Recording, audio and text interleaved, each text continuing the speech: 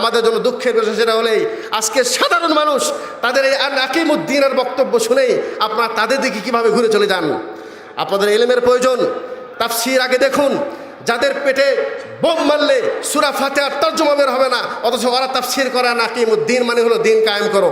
আমরা আজকে আলোচনা জানব যে তারা যে দিন কায়েম করতে চাচ্ছে সেটা কোন দিন, কি দিন তারা কায়েম করতে চাচ্ছে, আর কোরআন আমাদেরকে কোন দিনের কথা বলেছেন। আপনারা আমার সাথে আছেন? উক্ত আয়াতে আল্লাহ পাক আমাদেরকে নির্দেশ দিয়েছেন যে তোমরা দিন কায়েম করো। দিন কায়েম করা ফরজে আইন। কিন্তু দিনের অর্থ কি? দিনের অর্থ আমরা যদি বর্তমান বিশ্বের প্রসিদ্ধ যেগুলি হাদিসের বই রয়েছে, তাফসীরের বই রয়েছে, বিশ্বাসযোগ্য যেগুলি তাফসীরের বই, সেগুলি বই আমার কাছে প্রায় 13টি বই লিপিবদ্ধ রয়েছে। নিজে আগে হক চিনবেন এবং হক অনুযায়ী আমল করার চেষ্টা করলে ইনশাআল্লাহ আপনি মৃত্যুর পর জান্নাত পাবেন ইনশাআল্লাহ তাআলা। আমি বলছিলাম দ্বীনের অর্থ কি ভাই? তাওহীদ। দ্বীনের অর্থ হলো আমলে সালেহ, সৎ আমল। আচ্ছা ঠিক আছে, আল্লাহ পাক দিন কায়েম করতে বলেছেন, তাহলে প্রত্যেককে কায়েম করতে হবে। এর সঠিক ব্যাখ্যা হলেই একজন ব্যক্তি তার সাধ্য অনুযায়ী, আমার দিকে খেয়াল করেন, তার সাধ্য অনুযায়ী সে দিন কায়েম করবে।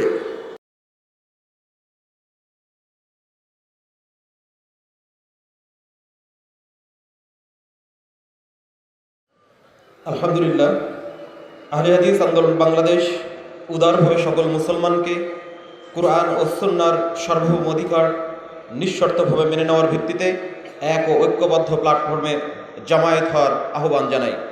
সম্মানিত সুধীমণ্ডলী, এ পর্যায়ে ইকামতে দ্বীন পথ ও পদ্ধতির উপরে বক্তব্য নিয়ে আসছেন হাফেজ আক্তার মাদানী, সহসভাপতি আহলে হাদিস আন্দোলন সৌদি আরব শাখা। আসসালামু আলাইকুম ওয়া রাহমাতুল্লাহি ওয়া বারাকাতুহু।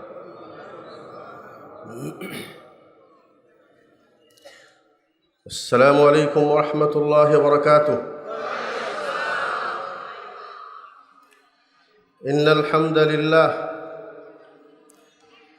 নাহমাদুহু ওয়া নাস্তাঈনুহু ওয়া নাস্তাগফিরুহু ওয়া নাউযু বিল্লাহি মিন শুরুরি আনফুসিনা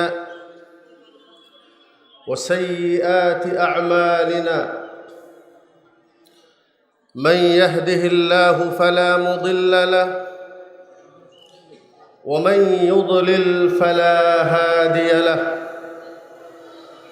وأشهد أن لا إله إلا الله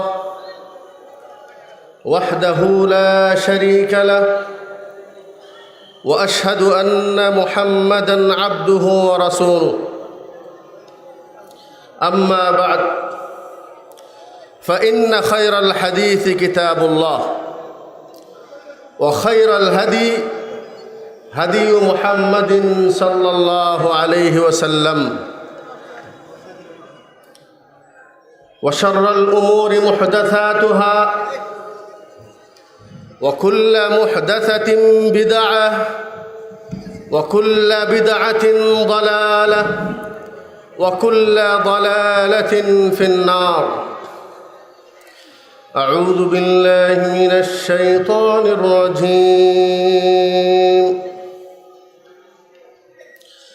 شرع لكم من الدين ما وصى به نوحا والذي أوحينا إليك وما وصينا به إبراهيم وموسى وعيسى وما وصينا به إبراهيم وموسى وعيسى أن أقيموا الدين ولا تتفرقوا فيه.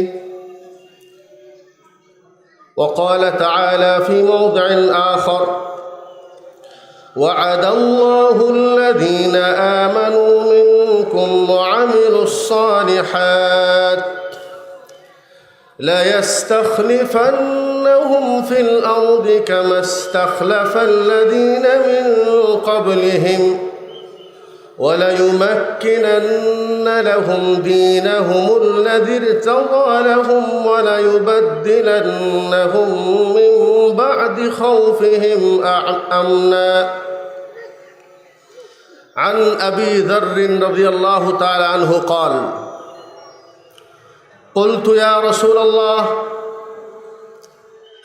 ألا تستعملني قال فضرب بيده على منكبي ثم قال يا أبا ذر إنك ضعيف وإنها أمانة وإنها يوم القيامة خزي وندامة إلا من أخذ بحقها وأدى الذي عليه فيها رواه مسلم আহলে হাদিস আন্দোলন বাংলাদেশ কর্তৃক আয়োজিত 2018 তাবলীগী জামাতের সম্মানিত সভাপতি আমির জামাত মোহতারাম আমির জামাত ডক্টর আসাদুল্লাহ আল গালিব হাফিজাহুল্লাহ, উপস্থিত ওলামায়ে কেরাম, নেতৃবৃন্দ, আমার সামনে উপবিষ্ট দিন প্রিয় মুসলিম ভাই ও পর্দার আড়ালের মা ও বোনেরা, আমার আলোচনার বিষয় একামতে দ্বীন, পথ ও পদ্ধতি। আলোচনাটি অতীব গুরুত্বপূর্ণ বিষয়। মনে রাখবেন, শয়তান মানুষকে পথভ্রষ্ট করার জন্য যত বেশি হাতিয়ার ব্যবহার করেছে, আমার দিকে খেয়াল করুন, শয়তান মানুষকে পথভ্রষ্ট করার জন্য যত রকম হাতিয়ার ব্যবহার করেছে,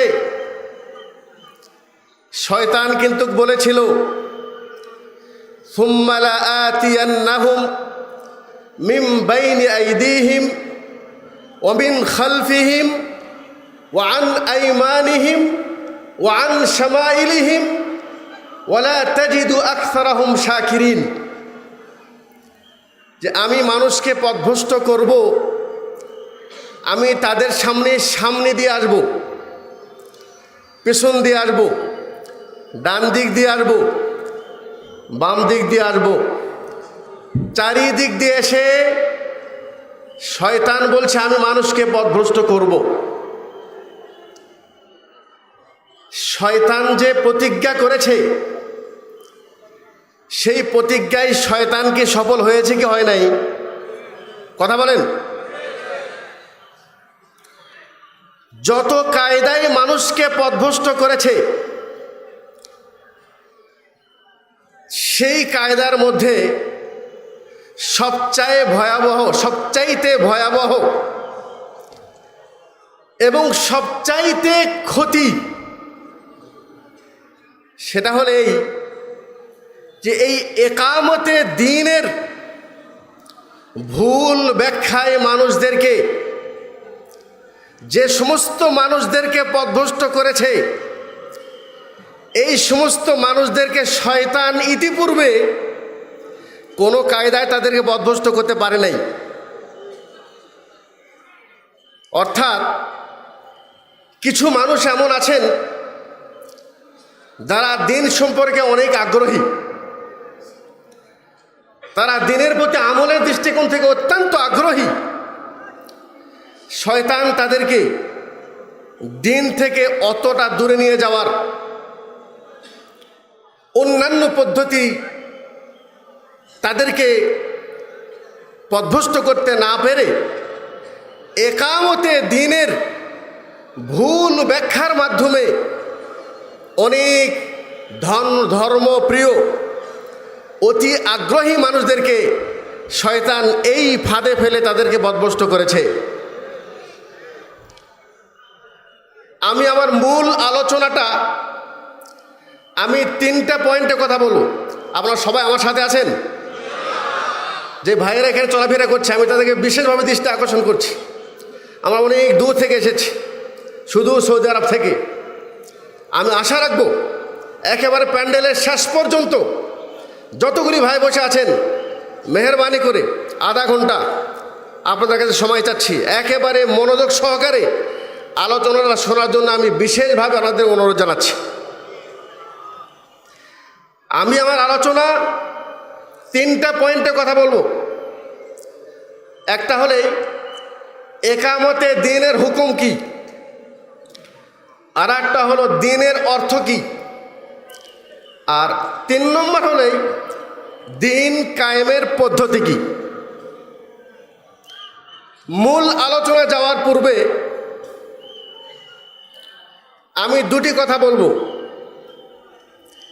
একটি হলো এই, আল্লাহ রাব্বুল আলামিন এই উম্মতের উপর একটি বড় অনুগ্রহ করেছেন। সেটা কি? আল্লাহ রাব্বুল আলামিন ইরশাদ করেন, ইন্না নাহনু নাযালনা যিকরা ওয়া ইন্না লাহু লাহাফিজুন। আমি এই কোরআনকে অবতীর্ণ করেছি, আমি এই কোরআনকে সংরক্ষণ করব কিয়ামত পর্যন্ত। সুবহানাল্লাহ। আজ পর্যন্ত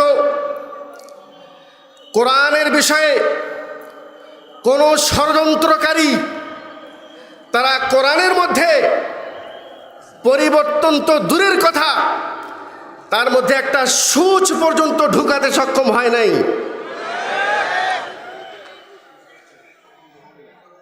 ইনশাআল্লাহ কিয়ামত পর্যন্ত কোনো মানুষ এই কোরআনের ভিতরে সামান্যতম কোনো পরিবর্তন করতে পারবে না, এটা আমাদের বিশ্বাস। এটা আমাদের প্রতি একটি ইহসান যে দ্বীন আমাদেরকে আল্লাহ দিয়েছেন, এই দ্বীনের হেফাজতের দায়িত্ব আল্লাহ পাক স্বয়ং নিজের উপর নিয়ে নিয়েছেন। আলহামদুলিল্লাহ। আর একটি ইহসান করেছেন আল্লাহ রাব্বুল আলামিন আমাদের উপরে। সেই ইহসানটি কি? আল্লাহ রাব্বুল আলামিন সূরা আলে ইমরানের 165 নম্বর আয়াতে সেই ইহসানের কথা তিনি উল্লেখ করেছেন। তিনি বলেছেন, লাকাদ মান্নাল্লাহু আলাল মুমিনিন ইয বা'আসা ফীহিম রাসূলাম মিন আনফুসিহিম ইয়াতলু আলাইহিম আয়াতিহি ওয়া ইউযাক্কিহিম ওয়া ইউআল্লিমুহুমুল কিতাবা ওয়াল হিকমা। আল্লাহ রাব্বুল আলামিন ইহসান করেছেন, সেটা হলো এই, আল্লাহ রাব্বুল আলামিন আসমান থেকে আমাদের উপরে কোরআনটা এমনি ফেলে দেন নাই যে তোমরা যেরকম বুঝো সেরকম আমল করো কোরআন পড়ে। আল্লাহ রাব্বুল আলামিন বলেছেন, আমি তোমাদের মাঝে একটি ইহসান করেছি। লাকাদ মান্নাল্লাহু আলাল মুমিনিন ইয বা'আসা ফীহিম রাসূলাম মিন আনফুসিহিম। আল্লাহ রাব্বুল আলামিন বলছেন, আমি তোমাদের মধ্যে থেকেই একটি রসুল তোমাদের মাঝে প্রেরণ করেছি, যেই রসুল তোমাদেরকে কোরআন পড়ে তেলাওয়াত করে শোনায়, ওয়া ইউআল্লিমুহুমুল কিতাবা ওয়াল হিকমা, এবং এই কোরআনের সঠিক ব্যাখ্যাও তোমাদেরকে বুঝিয়ে দেয়। সুবহানাল্লাহ। কি বুঝলেন? ঘরে বসে রঙিন চশমা লাগিয়ে যদি কোরআন পড়ার চেষ্টা করেন, কোরআনের আয়াতের পরিবর্তন হয় নাই, কোরআন সেটাই আছে, কিন্তু চোখের চশমার কালার যদি লাল হয় তাহলে সাদা পাতাও লালই দেখা যাবে। ঠিক তেমনি এই চোখের চশমা যদি নীল হয় তাহলে সাদা কাগজ আপনাকে নীল দেখা যাবে। সম্মানিত দিনী ভাই, ষড়যন্ত্রকারীরা, পথভ্রষ্ট ব্যক্তিরা, তারা কোরআনকে পরিবর্তন করতে না পারলেও তারা কোরআনকে রঙিন চশমা লাগিয়ে পরে বোঝার চেষ্টা করেছে। সম্মানিত দিনী ভাই, এই কথা কেন বললাম আমি? যদি আমরা এখন বিশ্বের মুসলমানদের অবস্থার দিকে তাকিয়ে দেখি, যারা মানুষদেরকে দিনের প্রতি আহ্বান করছে,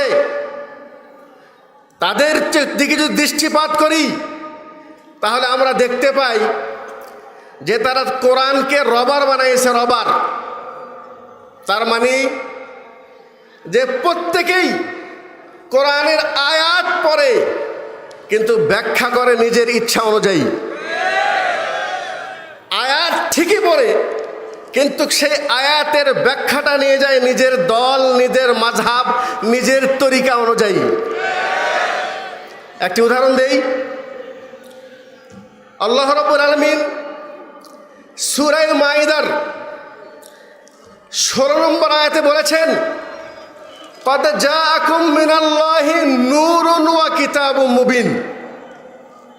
নিশ্চয় তোমাদের নিকটে এসেছে আল্লাহর পক্ষ থেকে নূর এবং কিতাব। আমার মনে হয় আমার আলোচনা বুঝতে পারতেছেন না। আল্লাহ তাআলা বলছেন আল্লাহর পক্ষ থেকে তোমাদের কাছে নূর এসেছে এবং স্পষ্ট কিতাব এসেছে। একটি ভ্রান্ত আকীদার বিশ্বাস, তারা বলে রাসূলুল্লাহ সাল্লাল্লাহু আলাইহি ওয়াসাল্লাম নূরের তৈরি, আর দলিল পেশ করে এই কোরআনের আয়াত। তাহলে কোরআনের আয়াতে কি ভুল আছে? তাহলে সমস্যাটা কোথায়? সমস্যাটা হলে চোখে চশমা, রঙিন চশমা লাগানো আছে। তারা কোরআনকে নিজের ইচ্ছা অনুযায়ী বোঝার চেষ্টা করেছে। আমি আপনাদেরকে শুধু একটা উদাহরণ দিচ্ছি। তারা যদি এই নূরের তাফসীর এবং ব্যাখ্যা জিজ্ঞাসা করতো নবী মুহাম্মদুর রাসূলুল্লাহ সাল্লাল্লাহু আলাইহি সাল্লামকে, তাহলে তারা কোশ্চিন কালেও রাসূল সাল্লাল্লাহু আলাইহি সাল্লাম নূরের তৈরি এর পক্ষে কোনো দলিল তারা খুঁজে পেত না। আমি একটা উদাহরণ দিলাম আপনাদেরকে। সম্মানিত দিনী ভাই, কি বোঝা গেল? যে শরীয়তের মধ্যে কোনো পরিবর্তন, শব্দগত পরিবর্তন করতে পারবে না, কিন্তু তারা কোরআনটাকে নিজের দিকে, তারা কোরআনের ব্যাখ্যাটাকে তারা টেনে নিয়ে যাবে। আর একটি কারণ বলে আমি মূল আলোচনা চলে আসব। আমার দিকে খেয়াল করুন। আমরা শরীয়ত বুঝি কিভাবে? রাসূলুল্লাহ সাল্লাল্লাহু আলাইহি ওয়াসাল্লাম যেটা করেছেন সেটা শরীয়ত, রাসূল সাল্লাল্লাহু আলাইহি ওয়াসাল্লাম যেটা বলেছেন সেটা শরীয়ত। রাসূল সাল্লাল্লাহু আলাইহি ওয়াসাল্লামের সামনে কোনো সাহাবী আমল করেছেন, উনি ওটার সম্মতি দিয়েছেন, এটাও মনে রাখবেন। এই তিনটা দেখে যদি আমল করেন, এই তিনটা আমল অতক্ষণ পর্যন্ত শুদ্ধ হবে না যতক্ষণ পর্যন্ত আর একটা জিনিস আপনি না দেখবেন। সেটা কি? রাসূল সাল্লাল্লাহু আলাইহি ওয়াসাল্লাম বলেছেন তো কিভাবে আমল করতে বলেছেন? রাসূল সাল্লাল্লাহু আলাইহি ওয়াসাল্লাম আমল করেছেন তো কিভাবে তিনি আমল করেছেন? তার মানে হলেই শরীয়তের বিষয়ে যে আমলটি আমি করব, এই আমল যদি রাসূল সাল্লাল্লাহু আলাইহি ওয়াসাল্লামের কাছ থেকে নেই, তাহলে পদ্ধতিটাও রাসূল সাল্লাল্লাহু আলাইহি ওয়াসাল্লামের কাছ থেকে নিতে হবে। একটা উদাহরণ দিয়েই আমি মূল আলোচনা চলে আসব। উদাহরণটা হলো এই, আমি আপনাদেরকে বলেছি যে শুধু আল্লাহ রাসূল করেছেন এটা দেখে যদি আমল করেন আর পদ্ধতি যদি নিজের পক্ষ থেকে নেন, তাহলে সেই আমল শুধু বাতিলই নয়, বরং সেই আমল আপনাদেরকে জাহান্নামের দিকে নিয়ে যাবে। একটা উদাহরণ সংক্ষেপে দেব। রাসূল সাল্লাল্লাহু আলাইহি ওয়াসাল্লাম বলেছেন, সুবহানাল্লাহ তামলাউল মিজান। সুবহানাল্লাহ একবার পড়লে আল্লাহ পাক সওয়াব দিয়ে মিজান ভরে দেবে। সুবহানাল্লাহ। আলহামদুলিল্লাহ ওয়ালা ইলাহা ইল্লাল্লাহ, এটা যদি কেউ পড়ে তাহলে আল্লাহ পাক তাকে সওয়াব দিয়ে জমিন এবং আসমানের খালি জায়গাকে পূরণ করে দেবে। সুবহানাল্লাহ। আরবাউ কালিমাতিন, চারটা শব্দ আল্লাহর কাছে সবচেয়ে বেশি প্রিয় জিকিরের জন্য। সুবহানাল্লাহ, আলহামদুলিল্লাহ, লা ইলাহা ইল্লাল্লাহ, আল্লাহু আকবার। আব্দুল্লাহ বিন আবু মুসা আল আশআরী রাদিয়াল্লাহু তাআলা আনহু ফজরের পূর্বে মসজিদে যেয়ে দেখছেন একদল মানুষ, তাদের হাতে আছে পাথর।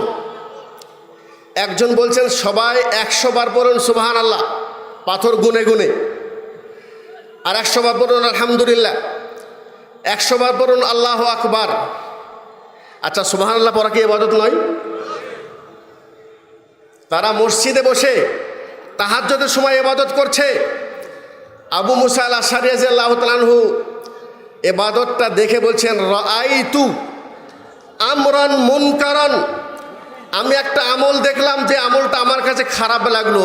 ওয়ালাকিন্নি, কিন্তু আমলটি একেবারে যে খারাপ তা না। ইল্লা খায়রান, যা দেখেছি ভালো কাজই দেখেছি, কিন্তু কাজটা আমার কাছে মানে খটকারজনক কাজ, কিন্তু ফতোয়া দেয় নেই।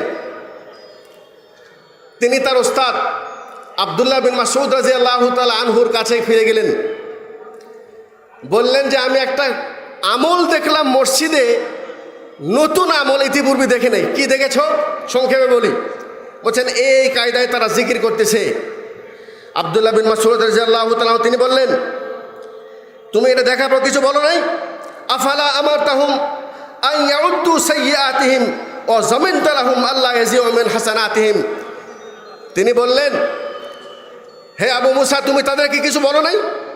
তুমি তাদেরকে কেন বলো নাই যে তোমার এই সুবহানাল্লাহর পরিবর্তে সওয়াব নয়, আল্লাহ পাক তোমাকে গুনাহ দিবে? উনি বলছেন, চলো আমাকে সেখানে নিয়ে চলো। উনি মসজিদে গিয়েছেন। যাওয়ার পর যখন এই অবস্থায় দেখেছেন, তখন তিনি বলেছেন, ওয়াইহাকুম ইয়া উম্মাতে মুহাম্মাদিন মা আসরাউ হালাকাতুকুম হাউলাই সাহাবাতু নাবিয়্যিকুম। তিনি বলেছেন যে তোমাদেরকে আমি কি দেখছি? তারা বলছে, রে আবু আব্দুর রহমান, আমরা কি কোনো খারাপ কাজ করছি? আমরা পড়তেছি সুবহানাল্লাহ, আলহামদুলিল্লাহ, আল্লাহু আকবার। বলছেন, কাম মিন মুরিদিন লিল খাইরি লা ইউসিবাহু। আরে তোমাদের মতো অনেক কল্যাণকামী এমন আছে যারা কল্যাণ মনে করে কাজ করে, কিন্তু তারা কল্যাণ পায় না। তিনি বলছেন যে তোমাদেরকে ধ্বংস এত তাড়াতাড়ি নিয়ে নিয়েছে। হাউলাই সাহাবাতু নাবিয়্যিকুম, এই যে এখন পর্যন্ত নবীদের সাহাবী বেঁচে আছেন। রাসূল সাল্লাল্লাহু আলাইহি ওয়াসাল্লামের কাপড় এখনো পর্যন্ত ছিঁড়ে নাই। রাসূল সাল্লাল্লাহু আলাইহি ওয়াসাল্লাম যে বাসন ব্যবহার করতেন সেটাও ভাঙা নাই, কিন্তু তোমরা দ্বীনকে ভেঙে ফেলে দিয়েছ। তিনি বলছেন, হয় তোমাদেরকে বলতে হবে যে তোমাদের এই কাজটি, এই পদ্ধতিতে এই কাজ রসুলের পদ্ধতি চাইতে উত্তম বেশি, আর না হয় তোমরা পথভ্রষ্টের পথ খুলে দিয়েছ। আর বাস্তবে রসুল সাল্লাল্লাহু আলাইহি ওয়াসাল্লামের চাইতে সুন্দর পদ্ধতি দিনুতে আর কারো হতে পারে না। সম্মানিত দিনী ভাই, আমি আমার এই ভূমিকার পর মূল আলোচনার দিকে চলে আসি। আমি আপনাদেরকে বলেছিলাম, কোরআনের আয়াত সবাই পড়ে, কিন্তু ব্যাখ্যা নিয়ে যায় নিজের ইচ্ছা অনুযায়ী। আসুন, দিন কায়েম করা ফরজে আইন। দিন কায়েম করা কি ভাই? ফরজে আইন বোঝেন? মানে প্রত্যেককেই দিন অবশ্যই কায়েম করতে হবে। এর দলিল সূরা শুরা 13 নম্বর আয়াত। মহান রব্বুল আলামিন ইরশাদ করেন, শারআ লাকুম মিনাদ-দীন মা ওয়াসসা বিহি নূহা ওয়াল্লাযী আওহায়না ইলাইক ওয়া মা ওয়াসায়না বিহি ইব্রাহিম ওয়া ঈসা আন আকিমুদ-দীন ওয়া লা তাতাফাররাকু ফি। আল্লাহ তাআলা বলছেন যে আমি তোমাদের জন্য দিনের সেই নিয়ম নীতি আমি তোমাদের জন্য অবতীর্ণ করেছি, নির্দিষ্ট করেছি, যেই নিয়ম নীতি আমি ওহী করেছিলাম নূহ আলাইহিস সালামের দিকে, এবং যেটা আমি আপনার প্রতি ওহী নাজিল করেছি। এবং যেই নিয়ম নীতি আমি দিয়েছিলাম ইব্রাহিম আলাইহিস সালামকে, মূসা আলাইহিস সালামকে, ঈসা আলাইহিস সালামকে, সেটা কি? আন আকিমুদ্দিন, তোমরা দিন কায়েম করো। সেটা কি বলেছে? তোমরা দিন কায়েম করো। তাহলে আল্লাহ তাআলা আমাদেরকে বলছেন আন আকিমুদ্দিন, তোমরা দিন কায়েম করো। আল্লাহ পাক হুকুম দিচ্ছেন, তাহলে আমাদের প্রত্যেকের উপর দিন কায়েম করা ফরজে আইন। আমার মনে কথা বুঝে আসে নাই? আচ্ছা, দিন কায়েম করা যদি ফরজে আইন হয়, আর আপনি যদি সেই দিনটা কায়েম না করেন, তাহলে কি আপনি জান্নাত পাবেন? অবশ্যই পাওয়ার কথা না। কিন্তু এই আয়াত আমরাও পড়ি, আর এই আয়াত পরে তারাও, যারা এই দিন কায়েমের জন্য হরতাল করে, যারা এই দিন কায়েমের জন্য বর্তমান প্রচলিত গণতান্ত্রিক ধারায় তারা ভোটের অংশীদার, এবং এই দিন কায়েমের জন্য এক শ্রেণীর মানুষ তারা বুলেট ব্যবহার করে তারা দিন কায়েম করতে চায়। আসলে আমরা আজকে আলোচনা জানব যে তারা যে দিন কায়েম করতে চাচ্ছে সেটা কোন দিন, কি দিন তারা কায়েম করতে চাচ্ছে, আর কোরআন আমাদেরকে কোন দিনের কথা বলেছেন। আপনারা আমার সাথে আছেন? উক্ত আয়াতে আল্লাহ পাক আমাদেরকে নির্দেশ দিয়েছেন যে তোমরা দিন কায়েম করো। দিন কায়েম করা ফরজে আইন। কিন্তু দিনের অর্থ কি? দিনের অর্থ, আমরা যদি বর্তমান বিশ্বের প্রসিদ্ধ যেগুলি হাদিসের বই রয়েছে, তাফসিরের বই রয়েছে, বিশ্বাসযোগ্য যেগুলি তাফসিরের বই, সেগুলি বই আমার কাছে প্রায় 13টি বই লিপিবদ্ধ রয়েছে। আমি হয়তো সময় অতটা পাবো না। আমি আপনাদেরকে কয়েকটা তাফসিরের উদ্ধৃতি দিয়ে যে কথাটি বলবো সেটা হলেই, এখানে দিনের অর্থ হলো আত-তাওহীদ। দিনের অর্থ কি? তাফসির জালালাইন।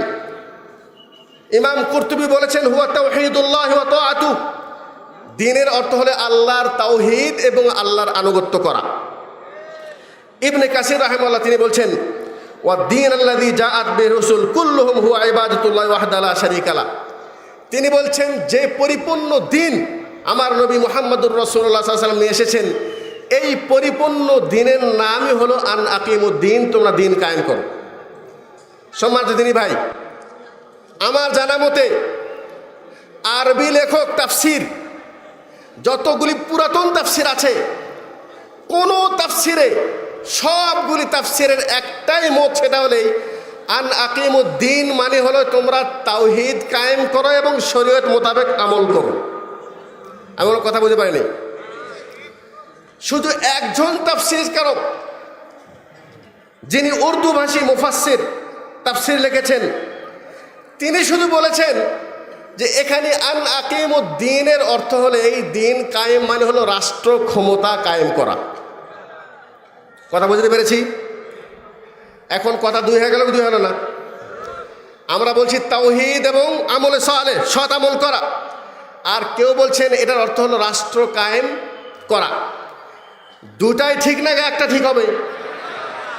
ঠিক হবে কি আমার কথাই নাকি মুফাসসিরদের কথাই? ধরে নিলাম আপনার কথা, আমরা মেনে নিলাম যে দিন মানে হলো রাষ্ট্র কায়েম করা, মেনে নিলাম কিছুক্ষণের জন্য।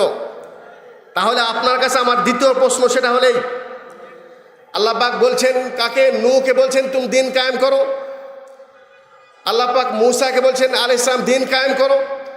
ঈসা আলাইহিস সালামকে, ইব্রাহিম আলাইহিস সালামকে দিন কায়েম করতে আল্লাহ পাক নির্দেশ দিয়েছেন। তারা কায়েম করেন না দিন? তারা দিন কায়েম করেছিলেন। আচ্ছা, ইব্রাহিম আলাইহিস সালামের রাষ্ট্র ক্ষমতা ছিল? কথা জোরে বলেন। নূহ আলাইহিস সালামের রাষ্ট্র ক্ষমতা ছিল? মূসা আলাইহিস সালাম, ঈসা আলাইহিস সালাম। তাহলে আপনি তাফসীর যদি এখানে আন আকিমুদ্দিন মানে দিন মানে যদি রাষ্ট্র ক্ষমতা বলেন, তাহলে আল্লাহ পাক যেই নবীদের এখানে নাম নিয়েছেন তার মধ্যে কোনো একজন নবীও রাষ্ট্র কায়েম করতে পারেন নাই। নাম্বার 2, আচ্ছা এই নবীগুলোদেরকে আল্লাহ কি বলেছেন? আমরা বলেছি এখানে দিন মানে হল ইবাদতুল্লাহ, তাওহীদ। এর পক্ষে দলিল আল্লাহ পাক নূহ আলাইহিস সালামকে বলেছেন আনিবুদুল্লাহ ওয়াত্তাকুহু ওয়া আতিউন, তুমি আল্লাহর ইবাদত করো, আল্লাহর ভয় করো ও আতিউন এবং তার আনুগত্য করো। তাহলে কি বোঝা গেল? এখানে দ্বীনের অর্থ নূহ আলাইহিস সালামকে আল্লাহ পাক যেটা বলেছেন যে তুমি তাওহীদের দাওয়াত দাও এবং আনুগত্যের দাওয়াত দাও। ইব্রাহিম আলাইহিস সালামকে আল্লাহ পাক কি বলছেন? ওয়া ইব্রাহিম ইদ ক্বালা লিকওমিহি ইবুদুল্লাহা ওয়াত্তাকু। ইব্রাহিম আলাইহিস সালাম তার সম্প্রদায়কে বলেছেন উবুদুল্লাহ ওয়াত্তাকু, তোমরা আল্লাহর ইবাদত করো এবং আল্লাহর ভয় করো। মূসা আলাইহিস সালামকে বলছেন ইযহাব ইলা ফিরআউন ইন্নাহু তাগা, হে মূসা তুমি ফেরাউনের কাছে যাও, কারণ সে নাফরমানি করেছে, তুমি তার কাছে যে দাওয়াত দাও।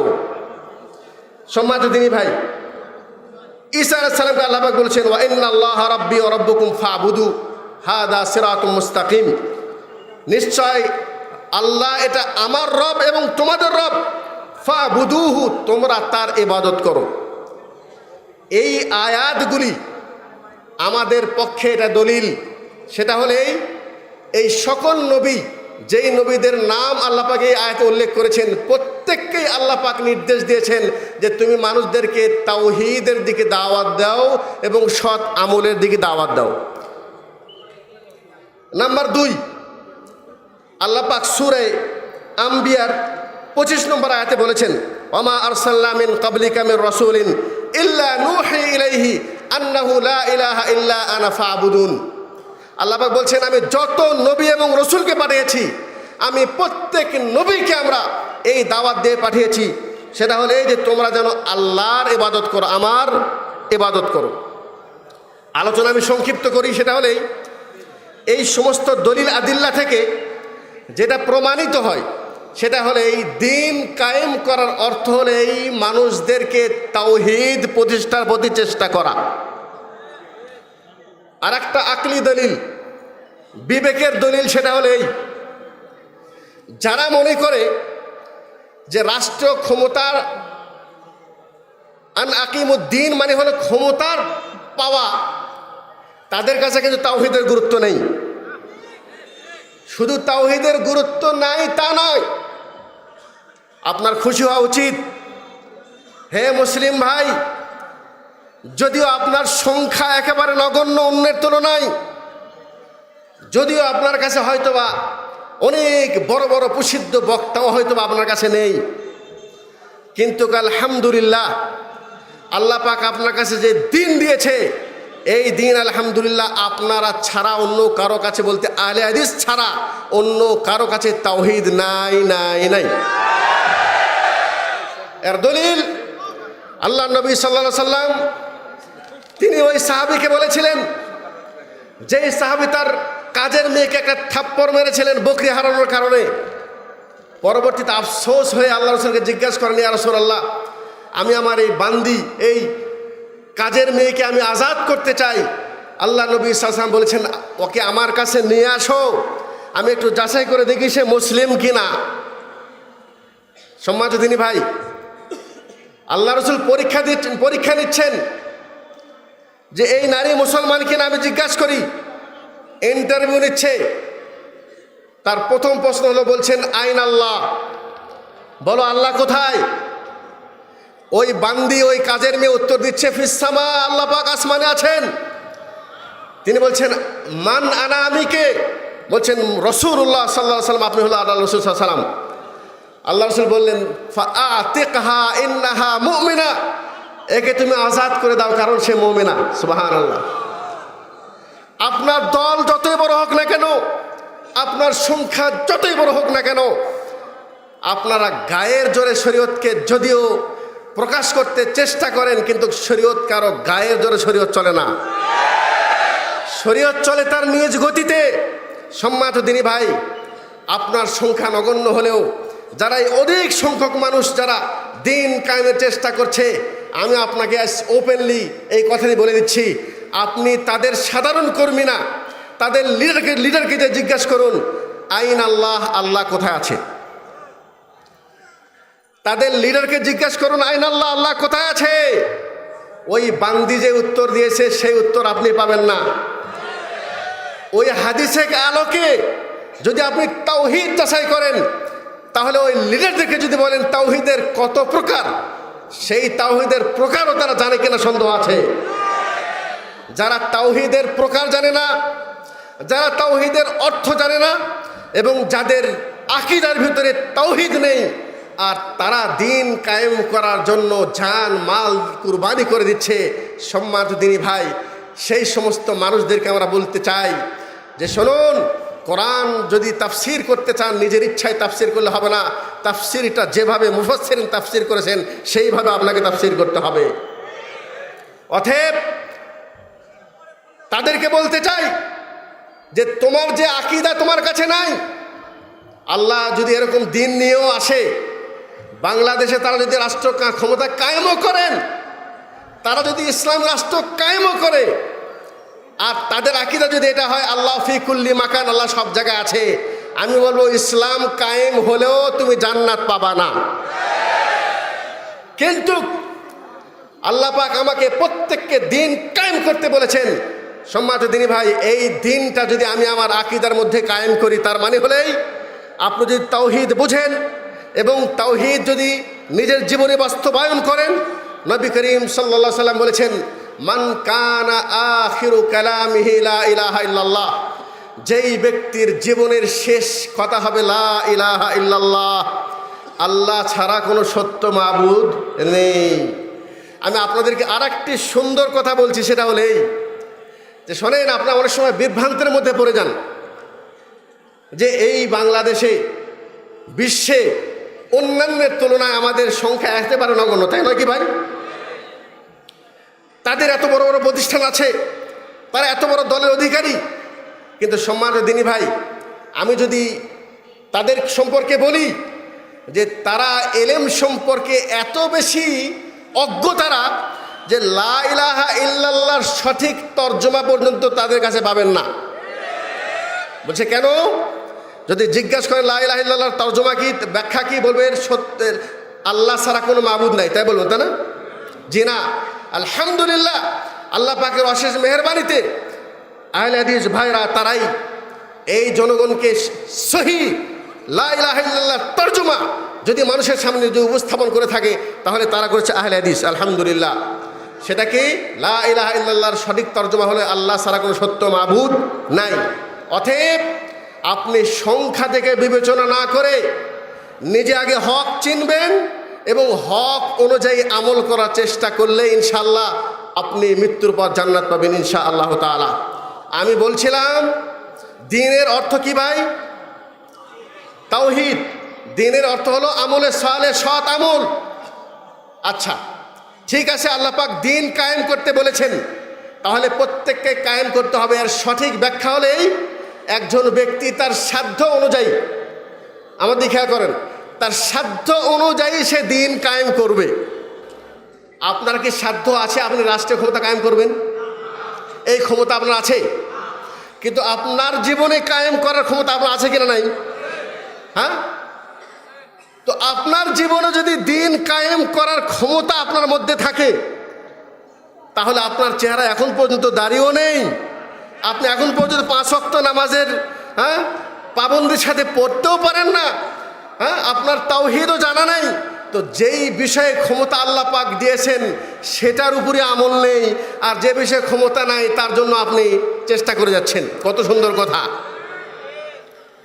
আপনার দ্বীন কায়েম করতে আপনার নিজের ব্যক্তি জীবনে দ্বীন কায়েম করতে হবে। আল্লাহ পাক বলছেন কু আনফুসাকুম ওয়া আহলিকুম নারা, এটা আপনার দায়িত্ব। এই হুকুমত আল্লাহ আপনাকে দিয়েছে, কুল্লুকুম রাইন ওয়া কুল্লুকুম মাসউলুন আন রাইয়াতিহি, তোমরা প্রত্যেকেই দায়িত্বশীল। আল্লাহ পাক তোমাদের দায়িত্ব সম্পর্কে আল্লাহ পাক অবশ্যই জিজ্ঞাসা করবে। সম্মানিত দিনী ভাই, আমার সংসদের ক্ষমতা আমার হাতে নেই, ইনশাআল্লাহ আল্লাহ আমাকে জিজ্ঞাসা করবে না তুমি সংসদে আইন পাস করোনি কেন, কিন্তু আল্লাহ আমাকে জিজ্ঞাসা করবে যে তোমার স্ত্রী কোন পথে চলেছে, আল্লাহ আমাকে জিজ্ঞাসা করবে তোমার সন্তান কোন পথে চলেছে, আল্লাহ আমাকে জিজ্ঞাসা করবে তোমার রাজনীতি কি ছিল, আল্লাহ আমাকে জিজ্ঞাসা করবে যে তোমার মিন আইনা ইকতাসাবতা ওয়া ফিমা আনফাকতা, তুই যে মাল কামাই করেছিস তুই কিভাবে কামাই করেছিস, কোথায় ব্যয় করেছিস। সম্মানিত দিনী ভাই, যে বিষয়ে আল্লাহ পাক আমাদেরকে ক্ষমতা দিয়েছেন সেই বিষয়ে যদি আমি না আগে বাড়ি, তাহলে যে বিষয়ে ক্ষমতা দেয় নাই সে বিষয়ে চেষ্টা করা এটা ব্যর্থ ছাড়া কিছু না। আর একটি কথা, সেটা হলেই বর্তমান প্রেক্ষাপটের আলোকে কেউ যদি সংসদে রাষ্ট্র কায়েম করতে চায় তাহলে তার জন্য তিনটা পথ। কয়টা পথ ভাই? আমার দিকের কয়টা পথ? একটা হলো ইলেকশন লড়তে হবে, আর না হয় বুলেট শক্তি ব্যবহার করতে হবে, আর না হয় আল্লাহর কাছে ফিরে যেতে হবে, আল্লাহর কাছে ক্ষমতা, আল্লাহর কাছে দোয়া করতে হয়, আল্লাহ তুমি যাদেরকে ভালো মনে করো তাদেরকে রাষ্ট্র ক্ষমতা দাও এবং তাদের দ্বারা ইসলাম রাষ্ট্র কায়েম করো। সমাজে দিনী ভাই, প্রথম বিষয় যারা মনে করেন যে এখন বর্তমানের প্রেক্ষাপটের আলোকে ভোট ইলেকশনে যাওয়া ছাড়া সংসদে যাওয়া সম্ভব না, তারা মনে করে যে আমরা এই পথেই ইলেকশন করে সংসদে যেতে চাই। এখন প্রথম প্রশ্ন সেটা হলেই, এই গণতন্ত্র এটাকে শরীয়ত সাপোর্ট করে? কেন সাপোর্ট করে না? এটা হলো কোরআন সাংঘর্ষিক বিধান। কোরআন বলছে ইনিল হুকমু ইল্লা লিল্লাহ, এই পৃথিবীতে হুকুম চলবে আল্লাহ। আর গণতন্ত্রের ধারা অনুযায়ী হুকুম কার চলবে? অধিকাংশ মানুষের। আর আল্লাহ বলছেন অধিকাংশ মানুষ, ওমা ইউমিনু আকসারুহুম বিল্লাহ ইল্লা ওয়া হুম মুশরিকুন, অধিকাংশ মুসলমানের অবস্থা হলে এই, তারা মুশরিক। ওয়া ইন তুতি আকসার মান ফিল আরদি ইউদিল্লুকা আন সাবিলিল্লাহ, অধিকাংশ মানুষের দিকে তাকিয়ে যদি তুমি সেই পথে চলো তাহলে তুমি পথভ্রষ্ট হয়ে যাবে।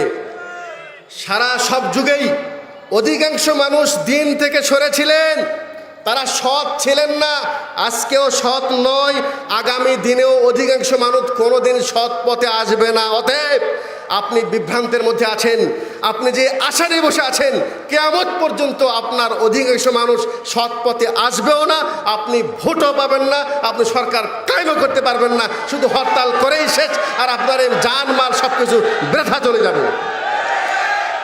তারপরেও বলি, যদি ইসলামী রাষ্ট্র আল্লাহ পাক কোনোদিন বেশি ভোট পেয়ে যদি আপনাকে ক্ষমতা দেয়ও, তারপরেও বলবো আপনার এই অন্যায়ের কারণে আল্লাহর সামনে জবাবদাহি করতে হবে।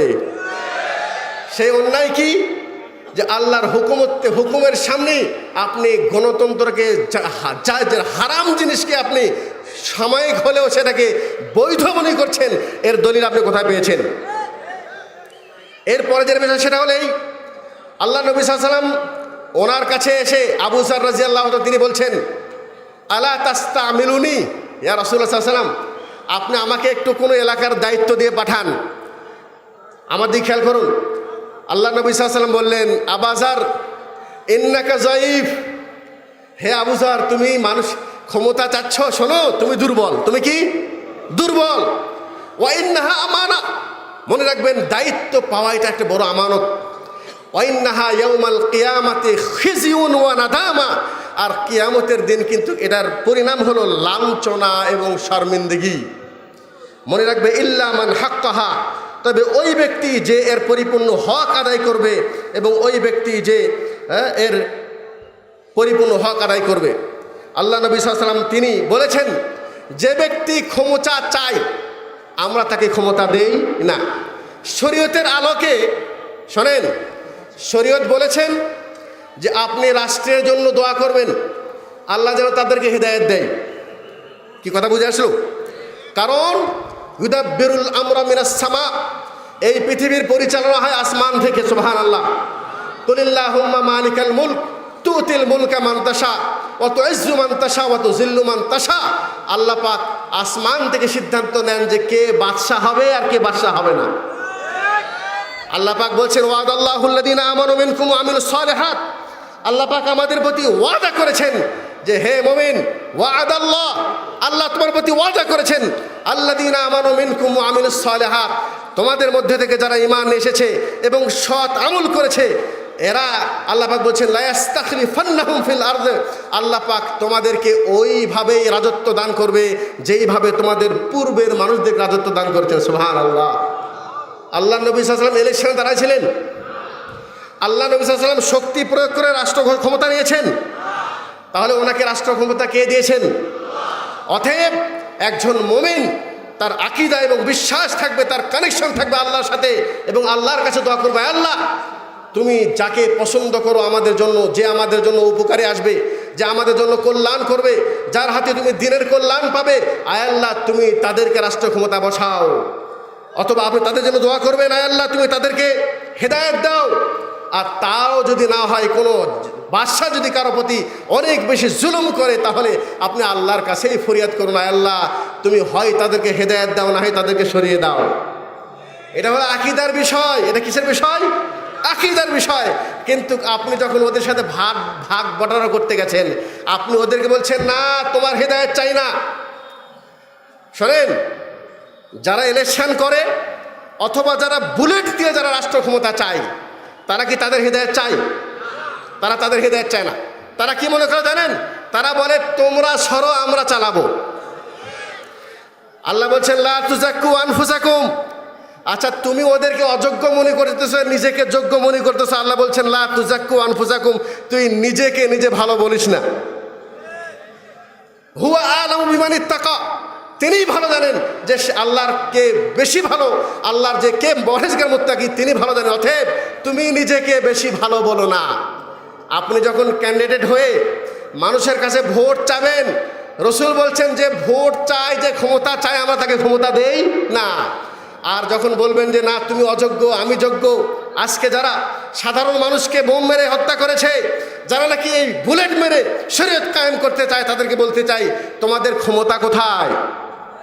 তোমরা যে ক্ষমতার প্রদর্শন করেছ, একসাথে 63 জেলায় 30টা বোম মেরে ওই বিলের চরে যে কিছু ক্যারাটি শিখেছে আর ওই পিস্তল চালায় তুমি এদেশে ইসলাম রাষ্ট্র কায়েম করতে চাও, এটা তো কেনাম কানাকে হাইকোর্ট দেখান ছাড়া কিছু না।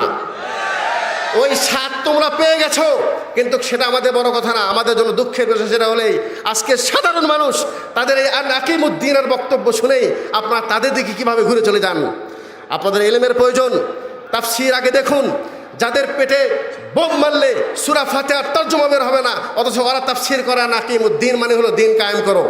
সম্মানিত দিনী ভাই, যারা নাকি শক্তি প্রয়োগ করে দিন কায়েম করতে চায়, তাদের কৌশল কি? এই বিচারক শরীয়ত অনুযায়ী মানে না, একে হত্যা করো। আমি তাদেরকে বলতে চাই, তুমি যাদেরকে বেদিন মনে করে হত্যা করছো, হে মুসলিম, তুমি তাকে কোথায় পাঠালে, জান্নাতে না জাহান্নামে? কথা বলেন।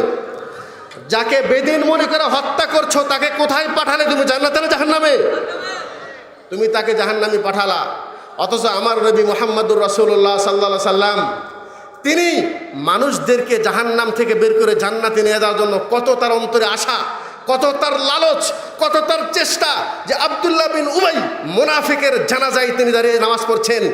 ওমর রাদিয়াল্লাহু তাআলা বলছেন, ইয়া রাসূলুল্লাহ, এ তো মুনাফিকের জানাজা পড়ছেন। রসুল বলছেন, হ্যাঁ আমি জানি সে মুনাফিকই শুধু নয়, মুনাফিকের সর্দার। কিন্তু আমার রব বলেছেন, ইন তাস্তাগফির লাহুম আও লা তাস্তাগফির লাহুম ইন তাস্তাগফির লাহুম 70 মাররা। আল্লাহ বলছেন 70 বার ক্ষমা চাইলেও আমি মাফ করব না।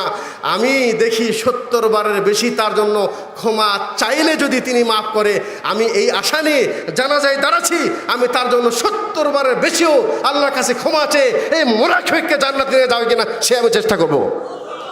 এটা হলো দিন। হে মুসলিম ভাই, তোমার দাওয়াতে যদি একজন ব্যক্তি তাওহীদ শিখে, রসুল বলছেন বলছেন লা আইয়াহদিয়াকাল্লাহু বিকা রাজুলান ওয়াহিদান খায়রুম মিন হুমুরিদ নিআম। তোমার দ্বারা যদি একজন ব্যক্তি তাওহীদ শিখে, তাহলে তোমার জন্য আরবের লাল উঠে চাইতে তোমার জন্য উত্তম হয়েছে। সুবহানাল্লাহ।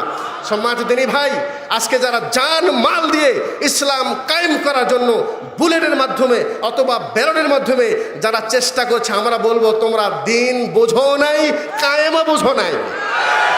অথচ তারা আমাদেরকে গালি দেয়, বলে আহলে হাদিসরা দিন কায়েম চায় না। আমরা দিন কায়েম চাই। কিভাবে চাই? মানুষ তো আরো গালি দেয়, আরো মানুষ গালি দেয়, বলে আহলে হাদিসরা নবীকে মহব্বত করে না। কেন মহব্বত করে না? এই যে কিয়াম করে না, মিলাদ পড়ে না। আমরা বলছি নবীর মহব্বত ওরা যেরকম না বুঝা আমাদেরকে গালি দেয়, দিন কায়েম তুমি না বুঝা আমাদেরকে মিথ্যা অপবাদ দাও যে আমরা দিন কায়েম করতে চাই না।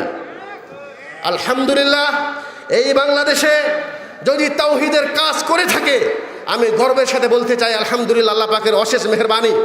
আহলে হাদিস আন্দোলন এই দেশে তাওহীদ প্রতিষ্ঠার জন্য এবং সুন্নত এবং বেদাতকে বোঝানোর ক্ষেত্রে আমার কথা শুনছেন ভাই আপনারা? যেই অবদান আহলে হাদিস আন্দোলন রেখেছে, আপনি এর বিকল্প কোনো চেষ্টা আমাদের সামনে তুলে ধরুন। আলহামদুলিল্লাহ, শুধু মাযহাবি ভাই না, আমাদের আহলে হাদিস ভাইয়েরা বলে ফরজ নামাজ পর হাত তুলে দোয়া করবো না তো পা তুলে দোয়া করব। জি আলহামদুলিল্লাহ, আহলে হাদিস আন্দোলনের মাধ্যমে আজকে মানুষ তাওহীদ পেয়েছে, সুন্নত পেয়েছে। সর্বশেষ কথা আমার কাছে সংক্ষিপ্ত কাগজ চলে আসছে, সর্বশেষ কথা সেটা হলে ইউরিদুন আল ইউতফিউ নূরাল্লাহি বিআফওয়াহিহিম। সমস্ত বাতিল, সমস্ত কাফের মুশরিক, শুধু তারা নয় বরং আহলে হাদিস ছাড়া যত ইসলামের গ্রুপ আছে এই সবার চেষ্টা একটাই, সেটা হলে আহলে হাদিস দমন করো। নাউজুবিল্লাহ। তারা কেন এটা বলে জানেন? তারা এই জন্য বলে যে পিস টিভির যে আলোচনার যে আঘাত মানুষের অন্তরে হেনেছে এবং মানুষকে তাওহীদ যেভাবে মানুষকে আহলে হাদিসের পক্ষে টানতেছে, এই আন্দোলন যদি এভাবে চালিয়ে যায় তাহলে সেই অত দূর নয় সেই দিন যে ইনশাল্লাহ এই এক প্যান্ডেল না, এরকম আরো 10টা প্যান্ডেলের প্রয়োজন পড়বে ইনশাআল্লাহ। অতএব ওই গাঁজাখুরি বক্তব্য দিয়ে লাভ নাই যে সুন্নত আলাদা হাদিস আলাদা। এই গাঁজাখুরি বক্তব্য কোনো আর সমাজ গ্রহণ করবে না যে তুমি 3 লাখ হাদিস জানা থাকলে তুমি আহলে হাদিস হবা, তাছাড়া হবে না। এগুলি ধোঁকাবাজি বক্তব্য সমাজ আর গ্রহণ করবে না ইনশাআল্লাহ। সর্বশেষ কথা সেটা হলে এই আহলে হাদিসদেরকে বহুত পরীক্ষা করেছেন, শয়তানকে সরকারকে অনেক বিব্রত করার চেষ্টা করেছেন। আপনি সরকারকে বোঝানোর চেষ্টা করেছেন হাত উপরে বাঁধলেই জঙ্গি হয়, কিন্তু আলহামদুলিল্লাহ এই দেশের যারা গোয়েন্দা বিভাগ আছে তাদের সামনে ধারণা স্পষ্ট, সেটা হলো যারা সহিহ কোরআন এবং হাদিসের অনুসারী, যারা আহলে হাদিস আন্দোলনের সাথে জড়িত আছে, এরা মানুষকে সঠিক ব্যাখ্যা দেয়, ভুল ব্যাখ্যা কোনোদিন দেয় নাই, দিব না। আল্লাহ রাব্বুল আলামিন, আল্লাহ পাক যেন আমাদেরকে এই আন্দোলনের মাতেহাত এই ছায়াতলে থেকে যেন আল্লাহ পাক আমাদের দ্বারা কিছু দিনের খেদমত নেওয়ার তৌফিক দান করে। আল্লাহ পাক যেন আমাদেরকে দিন বোঝার তৌফিক দান করে। আল্লাহ পাক যেন এই দিন নিয়েই যেন আমরা দুনিয়া থেকে চলে যেতে পারি, এই দোয়া চেয়ে আলোচনা শেষ করছি। ওয়া আখিরু দাওয়ানা আর আলহামদুলিল্লাহি রাব্বিল আলামিন। সময় একটু বেশি লেগেছে তো আমি দায়িত্বশীলতার কাছে ক্ষমা চাচ্ছি। আল্লাহ পাক যেন আমাদেরকে ক্ষমা করে দেন। জাযাকাল্লাহ। আসসালামু আলাইকুম ওয়া রাহমাতুল্লাহি ওয়া বারাকাতুহু।